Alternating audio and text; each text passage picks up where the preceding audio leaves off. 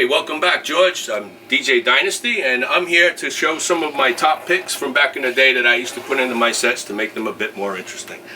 Come pull out one of my first choices. This is Electro Beats, okay. 1982, Body Mechanic. This, one of the first things when you're buying records or getting records back at the time, most notable you'll notice RFC records. Whenever you've seen an RFC, you know that these were more than just an Atlantic release. There was more in the production of these songs for dance music. So it carried a lot of weight.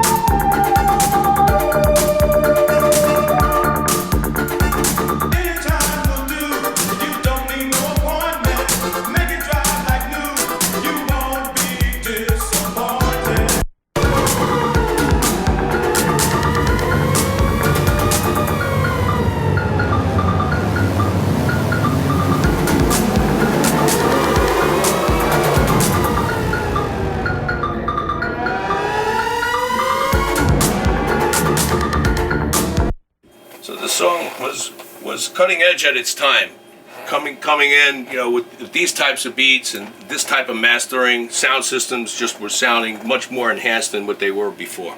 That's what I found, and this was one of my choices. This is 1982, and I'll pull this one out completely here. Give you an example. So this is White Boy Awake, and most people will know what the song is notably for by this group. They're kind of a one-hit wonder, I call it. Chicken Outlaw is the name of the A side of this record. However, that never made it anywhere. What became popular was side 2, the B side of this being right here. Get a little bit of a introduction here.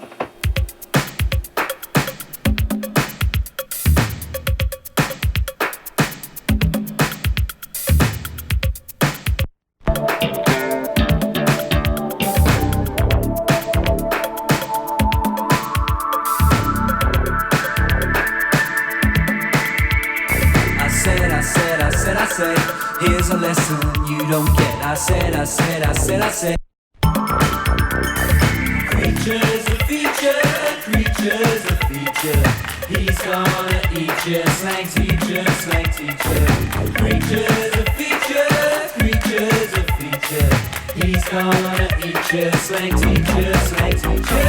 Gasoline gonna fill you up. So that's what made this song so unique, is that it was B-side afterthought on the pressing. Chicken Outlaw was supposed to be the A-side attraction and never made it anywhere. This made it quite popular in underground sounds back in the days, 1982. Okay, so here's another example of a B-side that was most commonly used, where the A-side of the song is the vocal kind of full instrumentation of the song, which never made it to be anywhere. However, the B-side is what made it to be popular in the DJs back in the day. I'm going to give you a quick listen on the A-side on this one, so you get an idea of what it is, and then I'll bring it to the B-side here in just a second.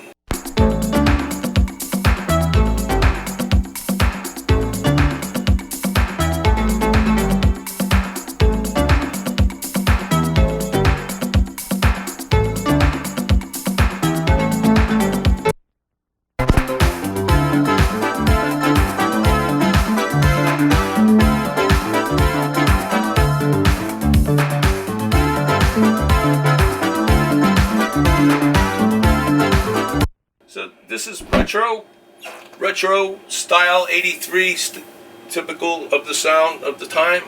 However, the B-side doesn't carry a lot of that. This is something that you could probably use today in today's sounds, because it's got that type of mastering to it. And here's a listen here.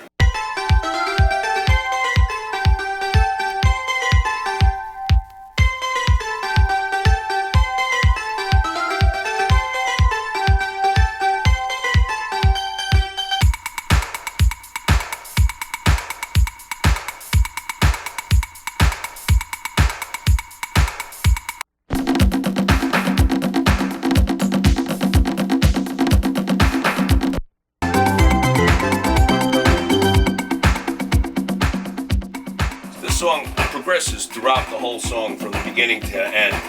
There's no words in it, but yet it takes you through a journey where you feel the progression of the song until it gets to that piano part again, where that's where all the excitement comes from. People who knew the songs were anticipating this and worked up the anticipation to such energy. It's a great song. That's Gaucho, Dance Forever. 1983. This is Shannon, Do You Want to Get Away? I believe this is 1985. It comes with an A side and a B side. The A side is the traditional side that most people know.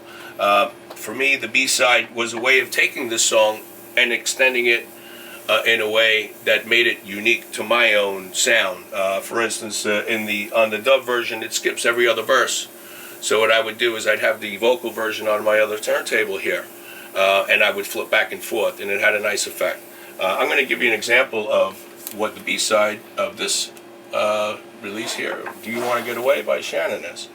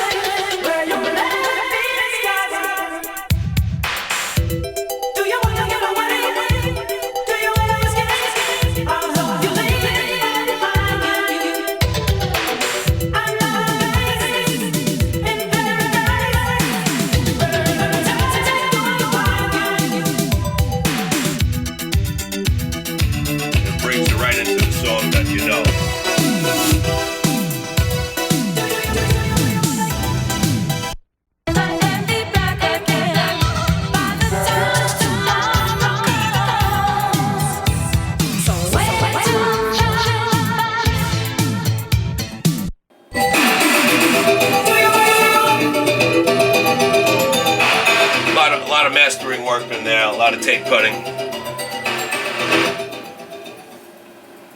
Made that song unique. Another choice I'm going to go with here is the Cover Girls, Show Me. Yeah, a very popular commercial song of its time, but what made these versions of the song most useful is that he was able to extend this song and use different flavors of it throughout the life of the song. So when it was popular, you would extend it. As it started to see its place, you just play the vocal version and then it's gone its pace. So here's an example of the Cover Girls, Show Me, one of the versions that I would use to make these songs more interesting.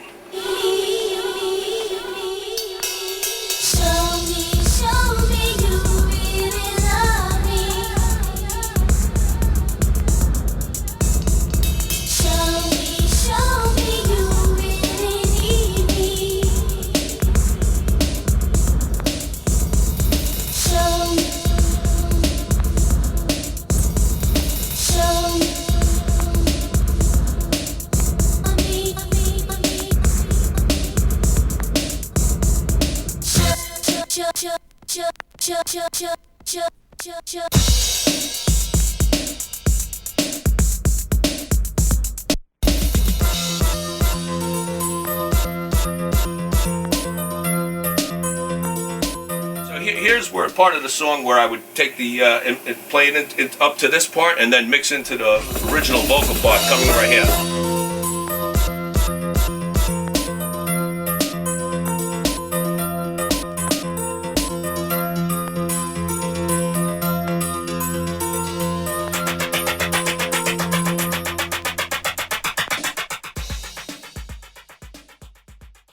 Very similar keystrokes, just key played this way, and then the beginning of this song, just real quick, we'll hear where I'm talking about.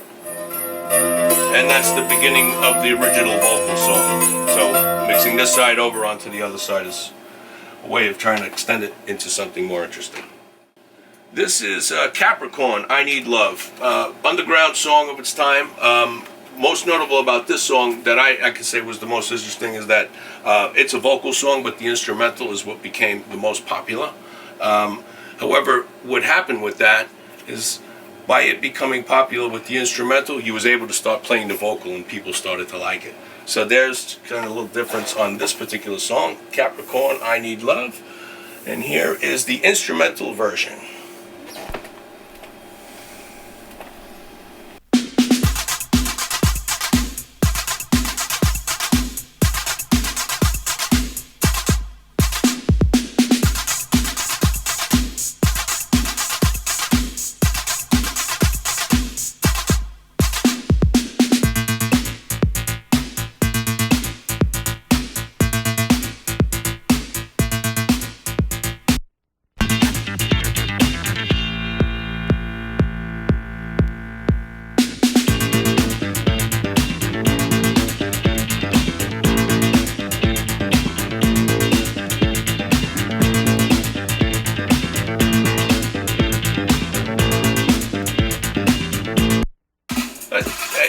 here is my choice here of Capricorn, I Need Love.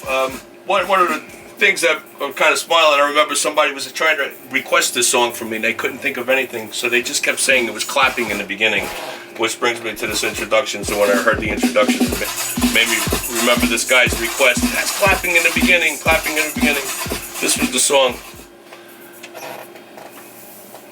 Just a little memory from the time, made me think.